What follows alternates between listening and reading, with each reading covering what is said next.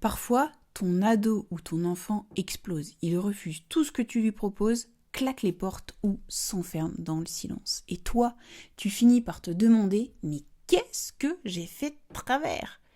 C'est là qu'on commence à croire qu'on a un enfant ou un ado est difficile. Pourtant, ce n'est pas contre toi. Derrière ces crises se cache une émotion qu'il ne sait pas comment exprimer. Et si on s'arrête au comportement visible, on passe à côté du vrai problème. Et là, les tensions et la culpabilité s'installent. Depuis 2015, j'accompagne les mamans fatiguées à décoder les tempêtes pour retrouver au quotidien plus de légèreté et de sérénité. Clique sur le lien en description pour réserver un appel découverte que je t'offre. On fera le point ensemble, rien que toi et moi. Alors dans cette vidéo, on va voir pourquoi certains comportements deviennent si intenses, ce que les émotions de ton enfant essayent de te dire, et pourquoi ce n'est pas contre toi, et enfin comment changer doucement ton regard pour retrouver de la légèreté et de la sérénité. Si tu te reconnais là-dedans, tu peux déjà laisser un cœur en commentaire. Ce qu'on voit de l'extérieur, le comportement visible prend toute la place et finit par épuiser émotionnellement les parents.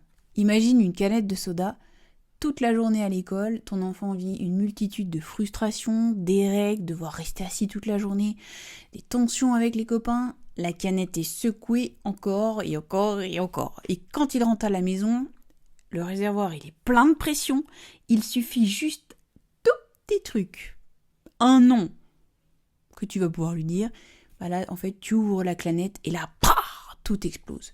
Ton enfant crie, claque une porte ou peut même s'enfermer dans le mutisme. Plus le comportement est difficile à vivre et plus on oublie que cette explosion n'est absolument pas une attaque contre nous, mais juste de la pression qui doit sortir. Les émotions n'ont pas toujours les mots. Les enfants et les ados ne savent pas toujours comment exprimer leurs émotions et d'ailleurs, on va pas se mentir que c'est pas réservé qu'aux enfants et aux ados. Alors, récemment, mon ado est rentré du collège, a claqué la porte et s'est enfermé dans sa chambre. Sur le coup, la première réaction pour moi a été clairement de le prendre pour moi et de me tendre, ok. J'ai fait un pas de côté, j'ai respiré et puis plus tard, j'ai été le revoir dans sa chambre. Je suis passée en mode écoute active. D'ailleurs, si tu veux en savoir plus sur l'écoute active, tu peux découvrir ici et je mets le lien aussi en description.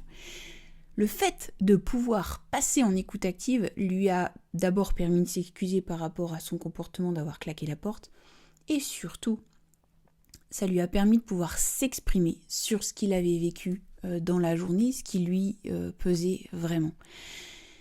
Alors clairement, le comportement visible, c'est-à-dire la porte qui claque, c'est juste la pointe de l'iceberg. Sous l'eau, il y a la face cachée, la peur, l'impuissance, la justice, la colère. Un ado ne sait pas toujours, et encore une fois pas qu'un ado, ne sait pas toujours comment l'exprimer et clairement pouvoir dire maman aujourd'hui je me suis sentie incompris et je suis dépassée. Ce qui est important vraiment de comprendre, c'est que derrière un comportement difficile, il y a une émotion qui cherche un espace pour exister. Ce n'est pas contre toi. On interprète souvent le comportement comme une attaque personnelle alors qu'il s'agit en fait d'un débordement émotionnel. C'est exactement ce qu'a vécu Julie, une maman que j'accompagne. Sa préado l'a rejetée constamment et Julie finissait par dire en fait elle me provoque, elle fait exprès de me gâcher mes soirées. Elle réagissait donc avec colère, ce qui créait un mur entre elles. Pendant son accompagnement, Julie a eu un déclic. Elle a compris que ce comportement n'était pas dirigé contre elle, mais que sa fille déchargeait simplement les tensions accumulées dans la journée. Et surtout, elle le faisait à un endroit où elle se sentait vraiment en sécurité. Ce simple changement de perspective a désamorcé clairement les conflits et apporté beaucoup plus de calme à la maison. Julie a cessé d'entrer dans l'arène et sa relation avec sa fille est devenue infiniment plus douce et plus connectée. D'ailleurs, si cette histoire te fait du bien, prends juste une seconde pour t'abonner à la chaîne et laisser un petit pouce bleu. C'est un geste tout simple, mais ça m'aide énormément à faire voyager ces éclairages vers d'autres mamans qui en ont besoin aujourd'hui. Comprendre que ce n'est pas contre toi, c'est s'autoriser à relâcher les interprétations et ça ouvre clairement les portes à la connexion avec toi-même et avec ton enfant. Venons-en maintenant au piège dans lequel on tombe. En surcharge émotionnelle, notre seul objectif devient de faire cesser le plus rapidement possible le comportement qui est pour nous inacceptable. Et clairement, quand tu es épuisé, ton réservoir est à plat.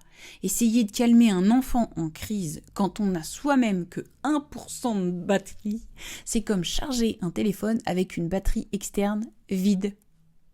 Ça marche pas. Alors on s'énerve, on menace, on crie, le cercle vicieux qui se met en marche. Je suis sûre que tu sais de quoi je parle.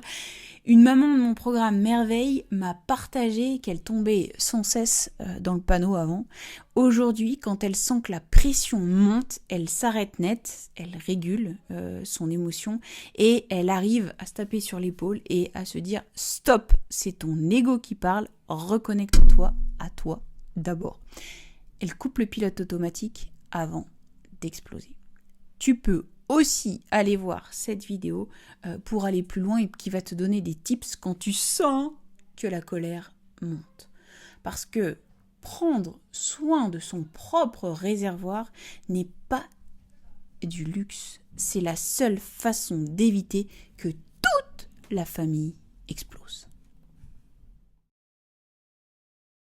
Alors, changez le regard. Passer d'un enfant difficile à un enfant qui traverse quelque chose de difficile.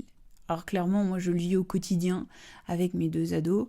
Il y a des jours où la fatigue accumulée fait baisser clairement mon seuil de tolérance. J'oublie tout ce que je sais et je m'énerve, voire même parfois j'explose. En fait, quand je me rends compte, je souffle un grand coup, je fais un pas de côté et ensuite, quelques temps après, on fait le point et je m'excuse éventuellement pour ma réaction en fonction de ce que j'ai pu faire ou de ce que j'ai pu dire. Et devine quoi ? Ces moments de vulnérabilité partagée renforcent encore plus notre relation.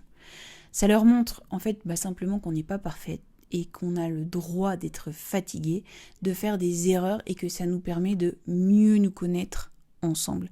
Et ça leur offre aussi l'exemple de eux aussi s'excuser quand ils s'emportent parce qu'ils sont aussi parfaitement humains. Changer de regard, c'est pas être un parent parfait, c'est juste accepter de réparer le lien quand il s'est distendu.